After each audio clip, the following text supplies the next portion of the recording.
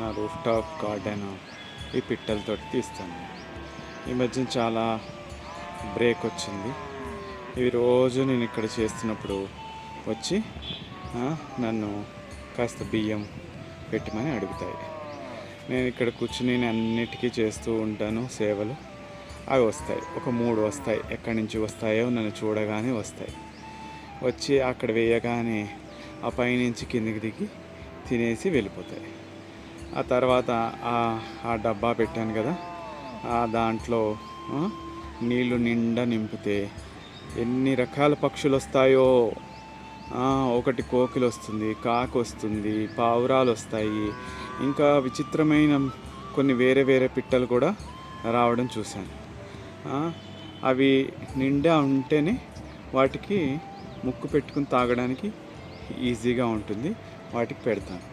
ఆ తర్వాత చిన్న పిట్టలన్నీ ఇదిగోండి దీంట్లో ఈ మట్టి కుండలో పెడతాను, అవి తాగేస్తాయి. ఇది ఈరోజు దీంతో ప్రారంభిస్తున్నాను నా రూఫ్ గార్డెన్ సేవ. అయితే ఇక్కడ కొన్ని విషయాలు నేను ఈ మధ్యకాలంలో చూసింది ఏంటంటే, నేను లాస్ట్ టైం మీరు వీడియో చేసినప్పుడు చెప్పాను కదండి, ఒక చిన్న తొట్టి, ఒక బకెట్టో లేదంటే ఒక డ్రమ్మో ఏదో ఒకటి చిన్నది తీసుకుని మన ఇంట్లో ఉండే గ్రీన్ వేస్ట్ అంతా ఇందులో వేసేస్తే ఎక్కడి నుంచో మనం మట్టి తీసుకురావాల్సిన పని లేదండి. ఈ మట్టి కొంచెం ఆవు పేడ వేస్తే చాలు. ఆవు పేడ ఒక చిన్న స్పూనుడు ఆవు పేడలో ఎన్నో ఎర్త్ వామ్స్ ఉంటాయి. అందులో ఎర్త్ వామ్స్కి సోర్స్ ఆవు పేడే. ఎంత విచిత్రం కదా. సో వీటిలో కనీసం అంటే కనీసం ఒక 2-3 వేల ఎర్త్ వామ్స్ ఉంటాయి. దీంట్లో వానపాములు ఉంటాయి. అవి వర్షం రాగానే ఒక్కొక్కసారి ఏమవుతాయంటే పైకి వెళ్ళి అది అలాగా వెళ్ళిపోతూ ఉంటాయి. అది మళ్ళీ వాటిని తీసేసి వేస్తాను. ఫస్ట్లో దాన్ని తీయడానికి ఒక చిన్న ఫోర్క్ ఉపయోగించి వాటితోటి వేసేవాడిని. తర్వాత ఇంకా చేతితోటే వేయడం మొదలుపెట్టాను.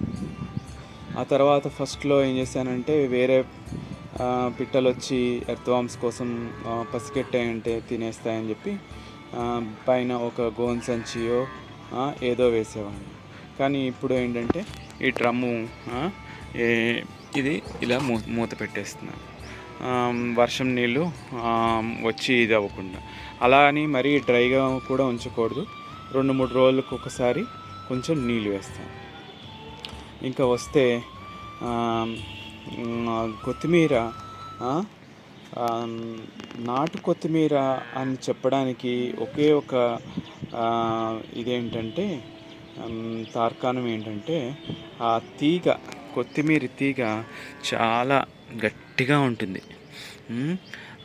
అది నాటు కొత్తిమీర అన్నమాట. మనము జనరల్గా బయట రైతు బజార్లో అనుకుంటాము చిన్నగా ఉంటే అది నాటు కొత్తిమీర అనుకుంటాం. వాళ్ళు అంత చిన్నగా ఉండగా తీసేస్తారు అంతే. అది నాటు కొత్తిమీర కాదు. అంటే అది నాటుగా. అదే మనము హైబ్రిడ్ రకం చూస్తే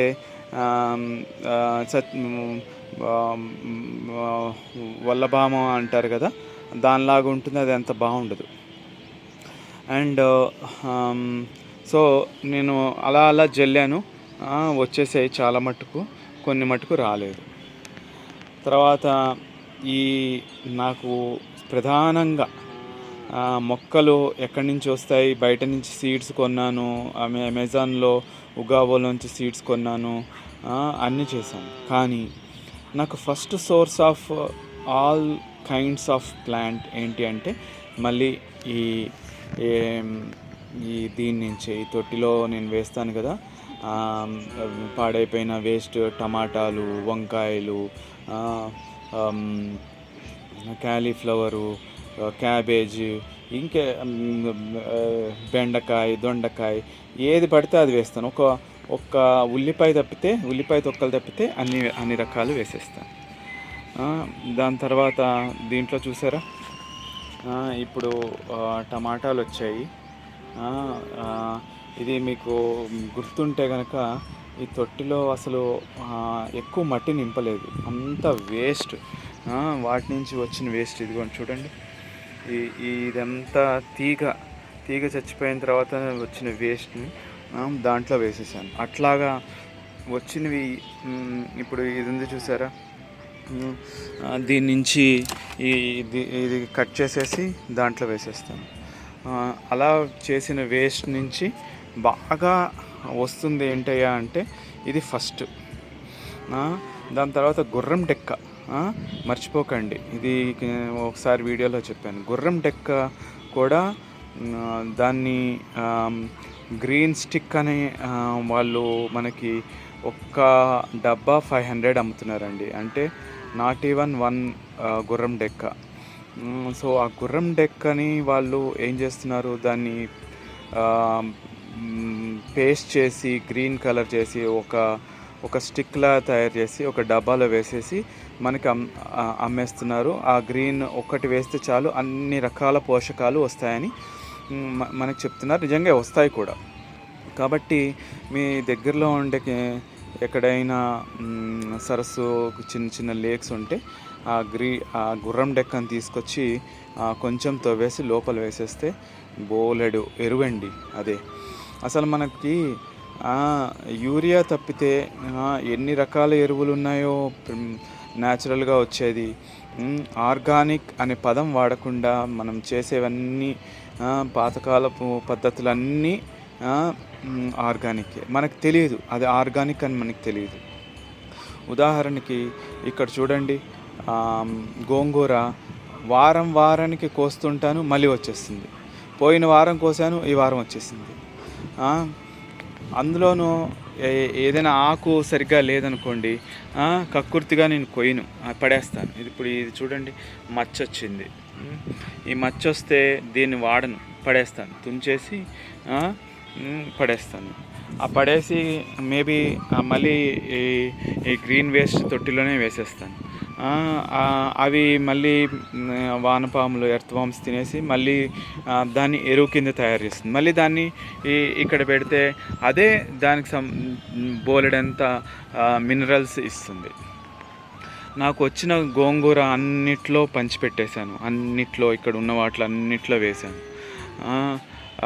ఒక 10-15 గోంగూర కాడలు, లావుగా ఉన్న గోంగూర కాడలే కొంచెం నిలదొక్కుంటున్నాయి. మనం బయట గోంగూర కాడలు కొంటాం కదా, ఆ కాడలే వేస్తున్నాను. వీటి నుంచి నేను ఈ మధ్యన తెలిసింది ఏంటంటే, బ్రెజిలియన్ వాళ్ళు గోంగూర నుంచి వచ్చే ఎర్ర పువ్వుని నుంచి ఒక రకమైన వైన్ తయారు చేస్తారంట. అది చాలా కాస్ట్లీ అంట.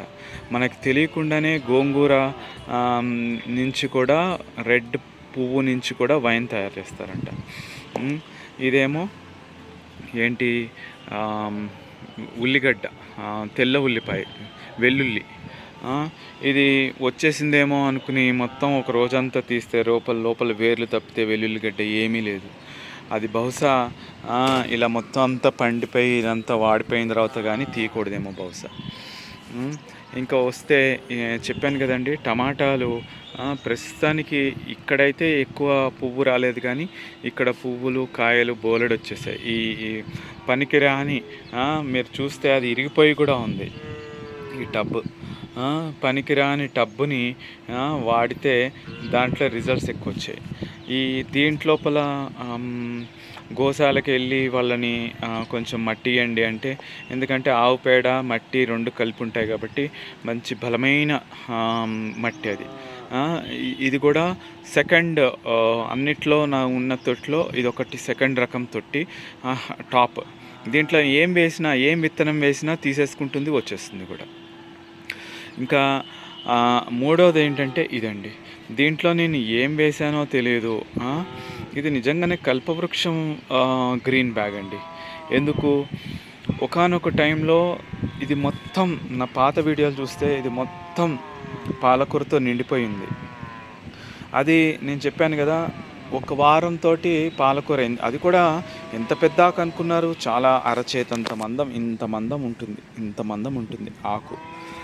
అలా మొత్తం ఒక 2-3 కట్టలు వచ్చేంత వరకు వచ్చింది. ఆ సీజన్ అయిపోయిందా. పొలాల అమావాస్య టైంకి నేను ఒక చిన్న గడ్డ వేసాను ఎప్పుడో, కందగడ్డ. కరెక్ట్గా పొలాల అమావాస్య ఎలా తెలుస్తుందో మరి తెలియదు. ఆ టైంకి ఒక పిలక వచ్చేసింది. దాంతో మా ఆవిడ పొలాల అమావాస్య చేసుకుని, ఇంకోండి ఇప్పటికీ దీనికి, ఈ గడ్డకి ఇదిగోండి పూజ చేసినవన్నీ దానికే ఉన్నాయి. అది అయిపోయిందా, పొలాల అమావాస్య అయిపోగానే ఇప్పుడు కాకరకాయ వచ్చింది. ఇప్పటికీ 3 కాకరకాయలు తీసాను. ఇది బహుశా చిన్నది కాబట్టి కాకరకాయలు ఎక్కువ రావట్లేదేమో మరి, నాకైతే తెలియట్లేదు. కానీ వచ్చేది 1, 2 అలాంటి కాయలే వస్తున్నాయి. నేను వాటిని మా ఆవిడకి ఇచ్చి వాటిని చిప్స్ లాగా వేయించేసి ఉప్పు కారం జల్లేసి అయితే తింటాను, లేదంటే అన్నంలో కలుపుకొని తినేస్తాను. ఎక్కువ రావట్లేదు కదా, 1, 2 అంతే. ఇంకా ఇక్కడ మీరు చూస్తే కనుక ఎక్కడ పడితే అక్కడ గోంగూర, ఎక్కడ పడితే అక్కడ పొనగంటి. నేను మొన్న బెంగళూరుకి వెళ్ళినప్పుడు ఇంకొక రకమైన పొనగంటి చూశాను. అది చిన్న పొనగంటి. ఇది మీకు కనబడుతుందా? ఇది చిన్న రకమైన పొనగంటి అన్నమాట. ఇదేమో పెద్ద ఆకు పొనగంటి. ఇది బెంగళూరులో చిన్న రకం.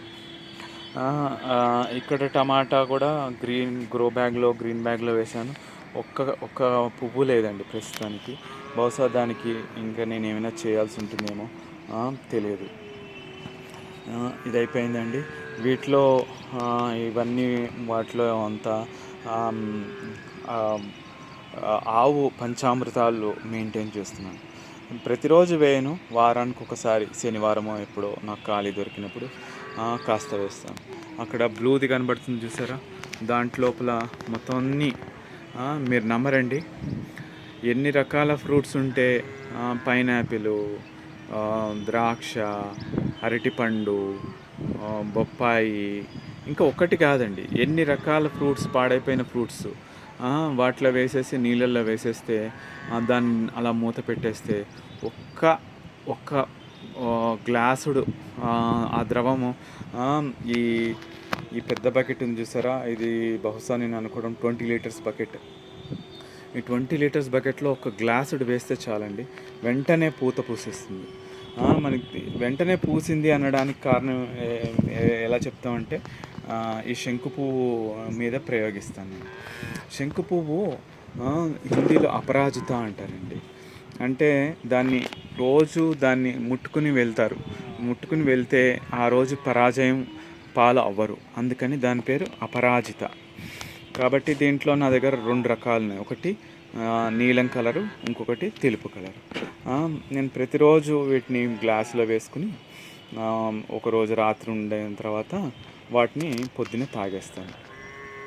అది కూడా మంచిదే, అది కూడా చాలా ఔషధం. దాని తర్వాత ఈ గ్రో బ్యాగ్ అండి, ఇప్పటి వరకు నేను ఏం పెద్దగా దీన్ని నుంచి తీసుకుంది ఏమీ లేదు. చాలా ఇది వచ్చేస్తుంది, పొనగంటి వచ్చేస్తుంది, కట్ చేసి అందరికీ ఇచ్చేస్తున్నాం. కానీ ఇందులో ఎప్పుడూ వేసింది లేదు. మేబీ నేను కట్ చేసి పడేయడంలో కొంచెం నేను అలా చేయలేను కాబట్టి మేబీ వంకాయ ఏమైనా తీసుకొచ్చి ఏమైనా వేయాలేమో అని అనుకుంటున్నాను. ఇదంతా బచ్చలండి, బచ్చలి. ఇది చూసారా, ఇది పసుపు, నల్ల పసుపు అని చెప్పడానికి తార్కాణం ఇక ఇలా బ్లాక్ లైన్స్ వస్తాయి, అది నల్ల పసుపు. దాని తర్వాత నా దగ్గర తామర పువ్వు ఉందండి. తామర పువ్వు నేను మీకు ఒకసారి చెప్పాను, ఒక్క గింజ వేస్తే ఒక చిన్న గ్లాస్లో పెట్టాను, తామర విత్తనం మొలకెత్తింది. దాని తర్వాత పెద్ద జార్లో పెట్టాను, దాని తర్వాత కొంచెం పెద్దగా మగ్గులో పెట్టాను, దాని తర్వాత ఒక బకెట్లో పెట్టాను, ఆ తర్వాత ఈ తొట్టిలో పెట్టాను. సరిపోకపోతే ఇప్పుడు 20 లీటర్స్ దీనిలో పెట్టాను.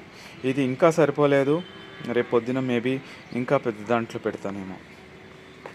ఇప్పుడు ఈ వాటర్ లిలీస్ అంటారండి, ఇది గింజ. ఇది మళ్ళీ దాంట్లో వేస్తే మళ్ళీ ఇవి వచ్చేస్తాయి. ఇందులో కొంచెం ఫిషెస్ వేసాను, రెడ్ ఫిషెస్. వాటికి అదే నాచు వస్తుంది, అవే అవే తింటాయి, అవే ఉంటాయి. ఒక నీరు ఒకటి ఇందులోంచి తీసి మళ్ళీ మొక్కలకు పోస్తే అది మొక్కలకి మంచిది, ఫ్రెష్ ఆక్సిజన్ వస్తుంది, వాటికి మంచిది. సో ఇక్కడ చూసారా, ఆ, ఆ, చచ్చిపోయిన వానపాము ఎండకి ఎండిపోయి చచ్చిపోయింది. దాన్ని మళ్ళీ ఈ ఫిషెస్కి వేసేస్తాను, అవి తినేస్తాయి. ఇదేమో ఆ, నిమ్మ. ఇది నిమ్మ. ఆ, ఇది నిమ్మ. నిమ్మ రెగ్యులర్గా కట్ చేస్తూ ఉంటాను. మేబీ దీన్ని ఒక బోన్సాయి లాగా చేద్దాము అని నా ఉద్దేశం. కానీ నేను ఎప్పుడూ అలాంటి క్రాఫ్టింగ్ చేయలేదు కాబట్టి నాకు తెలియదు. దీంట్లోనే చాలా రకాలు వేసేసానండి. అందుకని కొంచెం అన్నీ ఒక్క దాంట్లో సరిపోవట్లేదు. ఒక మూలన 2-3 గోంగూర కాడలు వేసేసాను, ఒక మూలన పొనగంటి వేసేసాను, ఇంకో మూలన టమాటా వేసేసాను. ఇన్ని రకాలు ఒకటే గ్రో బ్యాగ్లో వస్తున్నాయి కాబట్టి దీనికి సరిపోక ఒకటే ఒక్క టమాటా వచ్చింది. ఈ గ్రో బ్యాగ్ అండి, వంకాయ వేశాను, సరిగ్గా వంకాయ రాలేదు, పురుగు పట్టేసింది, వంకాయ తీసి పడేశాను. కాబట్టి అన్నిట్లో ఈ ఈ గ్రో బ్యాగ్ అంతగా నాకు పెద్దగా ఇప్పటివరకు ఏమీ అవుట్పుట్ ఏం రాలేదు. తర్వాత కింద మందారాలు ఉన్నాయండి, చాలా రకాల మందారాలు ఉన్నాయి. ఆ మందారాలు ఎప్పటికైనా ఇది అద్దెల్లు కదా, సొంత ఇంటికి వెళ్ళిపోతామని చెప్పేసి ఇదేమో చాలా పెద్ద రకం మందారం ఉంది. ఇది అదేమో రోజు పూసే పింక్ మందారం అని చెప్పి డిఫరెంట్ వెరైటీస్ ఆఫ్ మందారం నేను కొన్ని తొట్టిలు తెచ్చుకున్నాను. ఆ తొట్టిలో వేసేస్తున్నాను, అవి మేనేజ్ చేయాలి. దాని తర్వాత కొన్ని రకాలమైన కొన్ని గ్రో బ్యాగ్స్లో ఇంతకుముందు పాలకూర వేశాను. ఈ పాలకూర అయితే ఇది కూడా బాగానే వస్తుంది. ఇదివరకు ఇక్కడ వచ్చేది, ఇందులో వచ్చేది పాలకూర. దీనికి చాలా తెల్ల పురుగు, ఒక రకమైన తెల్ల పురుగు. ఇదిగోండి చూపిస్తాను చూడండి.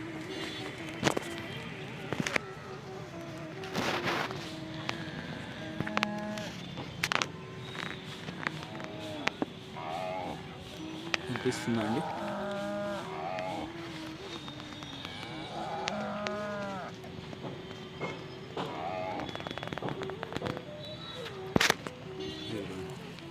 ఈ తెల్ల పురుగు, ఇది ఒక రకమైన తెల్ల పురుగు, మీలీ బగ్ కాదు కానీ ఇది వేరేది.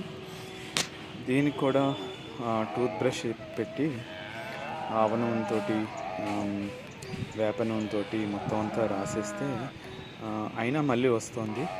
దీనికి ఇంకొక రకమైన ట్రీట్మెంట్ ఇవ్వాలి, దాన్ని నేను మళ్ళీ చెప్తాను. మీకు ఏమైనా తెలిస్తే కామెంట్ చేయండి. తర్వాత నాకు ఇంకొక ప్రాబ్లం ఏమొస్తుందంటే, ఈ తోటకూరకి ఆకు చిన్నదైపోతుంది, ఇదిగోండి కాయలు తెగొచ్చేస్తున్నాయి.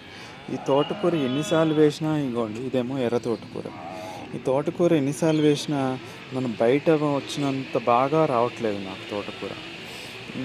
అందుకని ప్రస్తుతానికైతే ఈ తోటకూర నాకు ఎలా పండించాలేమో అర్థం కావట్లేదు.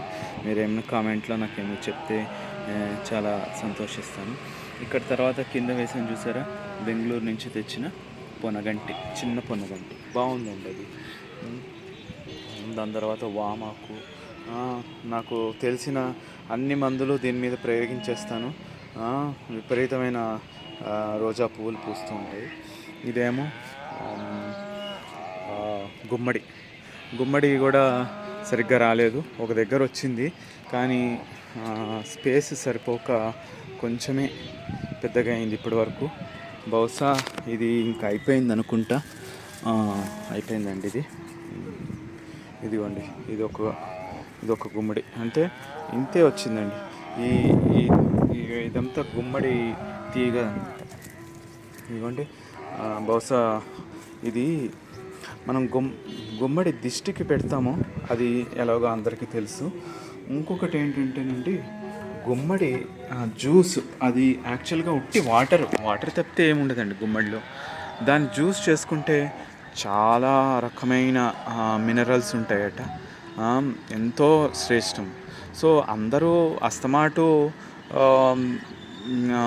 దిష్టికి పెట్టే బదులు దాన్ని కొంచెం కడుపులో వేసుకుంటే మనకు కూడా ఏమైనా పురుగుల వలన మనం దిష్టి తగిలితే అవన్నీ తొలగిపోతాయేమో అని నేను అనుకుంటున్నాను.